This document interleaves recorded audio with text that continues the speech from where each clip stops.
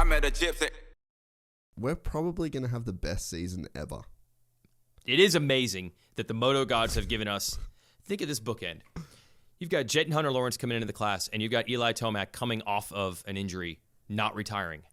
You couldn't have scripted that better. No. Yeah. Insane, dude. Insane. And the whole like American hero. Like Tomac, that's how in my mind. Yeah, my, I heard like, you say on one of your shows. What did you call him? Oh, I can't Like remember. he is America or something like that. Some nonsense. Something. It was great. But it's like this to me, if I'm writing the Supercross scripts this year, I'm like American hero. This is our last great American hero right now. And it's like this is what America was built on. Was the back of men like Eli Tomac. I love it. I love it. It's true. Yeah, it's true. It really is. Yep. He has fucking bears show up in his driveway. He's living yeah, out in Cortez, Colorado. Yeah. Like, that is a man that built America. And he is going against a kid from the other side of the world that is a complete alien on a dirt bike, you know, and drives a Rolls Royce. And drives a Rolls Royce at 19 years old. Yeah. That is so anti. It's probably not as anti-Eli Tomac as we think, but the persona that they put out there could not be any more opposite. Yeah. I mean, the values, good people, hard work, all that shit. But in terms of, the character. They're probably very similar. But the character is completely different. Yeah. Yes. And so, we've just got two dudes squaring up. And then you add, all right, this is a bit of an inside baseball question. How many dudes could theoretically win a race next year? Oh, I have the answer. This is baseball. This is analytics. Yeah. It's 5 every year. It's 5. Okay. It's always 5. But here's my fear. I think, unlike most years, I think we're in for fewer winners than usual. I think we might only get 3 or 4. Who are your 3? Well, I think you got to say Jet, Tomac, and Sexton. Yeah. I think you got to guarantee that. So then that's why you only get 5. You usually have 3 guys that can win all the time. Maybe Cooper Webb's in that group. And then you're down to one random wild card. Guy wins the opener. Guy wins a mud race. Somebody's cruising, trying to win the title, and somebody sneaks in a win. That's why you usually only get 5. Yeah.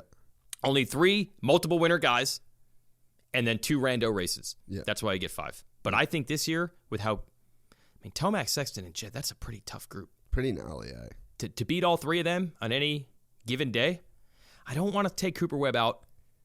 Cooper Webb's good. He didn't look great in Paris. No, but he looked worse last year. True. And he was pretty good. But we'll see. Cooper Webb's so hard in the preseason to rank because he's basically not good on a dirt bike until they actually drop the gate in a race. Yeah. That's the only time he's really good. What year was it? I think it was like the last A1 Mudder. And I think it was his last year on Yamaha? Uh-huh. His first race on KTM was an A1 Mudder. Well, okay, maybe where he came from like last to fifth, and we were like, what the hell's going on here? Yeah, and that was literally like the craziest ride I've ever seen. It was unreal. They had that huge double over the start. Yeah, and he was the only one doing it in the mains. But apparently, once that season started going well, he came on Mathis's show. I happened to be the co-host that week, and he told us, he's like, you guys don't understand. Like, 4 weeks before that, like Alden had to sit me down, and he's like, this isn't working. You're off the pace. You're out of shape. This is not, you're not doing it, man. And he's like, I only put in 75% on motos during the week. And Alden's like, that's not going to work. Like, he came from that, like Alden sitting it down and saying, you're not getting it done, to a beast at the opening round in like a month. That is Cooper Webb. So who knows when it's race time. One other thing, before we deviate too far off the sport, what's your thought on, I don't know if you've heard this like wild theory that I've got, but what's your thoughts on having, because I just saw that they announced SMX Next. Is that what they're calling it? Yeah, it's not really a big change. It's the Futures and Combine they've always had. Yeah. They're just it's all under this umbrella name, but it hasn't changed the rules really. But I like that.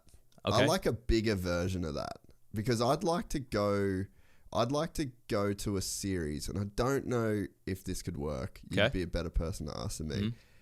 But what's to say that the 450s can't take 5 weekends a year off? I heard this on one of your shows. I was like, what the hell are you talking about? You don't think that that's possible? I feel like the main star is the main thing to hold a race without them. Isn't that suicidal? Maybe. I know you like change just for change. That would definitely be change just for change. No, but you'd have to. I mean, it'd be hard to do. But so my point there would be that's where I think the combine class is just as good, right? Because so you got NASCAR and you got Xfinity. Yep. And they don't go to the same races all the time. Not all the time. And people still go to those races. Yeah. And like, put it this way. I'm watching a Supercross race if it's got like a combine, like a gnarly good combine class. So this isn't maybe like, you don't just do this next year. You like build up the series, you build up the combine. Yeah. So like you're telling me, let's say you've got the 450s don't race this weekend in Detroit. Yep. All right. It's the 250s and the combine or the futures or whatever you want to call it. But the 250s is Jet, Christian Craig, whatever. Like you got that's big name guys, and they're doing. They like dropped in. They're doing a what? How do you mean? Like this weekend they're gonna. No, so they're the 250 class is the main event. Yes, but why are Jet and Christian Craig in it? Like I'm just using them as like examples. They were like at the time big. Oh, name, when they were the best I250 mean? guys. Like, Yes. so let's say you got Jet, Hunter. So if Craig. we were doing it in 24, it'd be like, well, you still got Deegan and Shimoda there. But all right, so I want to go back a year though. Okay. And so we got, let's say it's that year where it's like Jet, Hunter, Craig, Crazy Battle Ferrandis, maybe like we're making up guys, but there's some big name dudes that in are the 250s. in that. And it's not a 15 minute, it's like this 20 lap, it's a full main for that night, right? But then you've got a combine class that has Hayden Deegan, Ryder D, Jet Reynolds. You know, you've got stars, these kids that essentially are stars. But so you spend a couple of years really developing that series, really developing that talent to the point where you've got stars in both classes and you run the same kind of format. You just don't have the 450s there. And then at 3 rounds, you don't have the 250s there and it's combine and 450 or combine and 250. So it's like, I think we could live in a world with the right investment where you're still going to have people watching those races. And then because the number one problem that I get told from everybody is there's too many races. Yeah, that's what you're trying to solve with this, right? You're trying to figure out how can we give the 450s 5 weekends off somehow and still have a thing going on.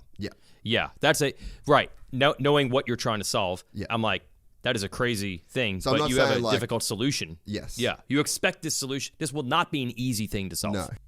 We're excited to announce the launch of our new membership site, gypsytales.com, packed with exclusive content and perks that you won't find anywhere else. This is your chance to become a part of the Gypsy Gang. And as a special bonus, if you sign up to an annual membership, you'll be entered into the draw to win our custom-built TC125. Gypsy Gang.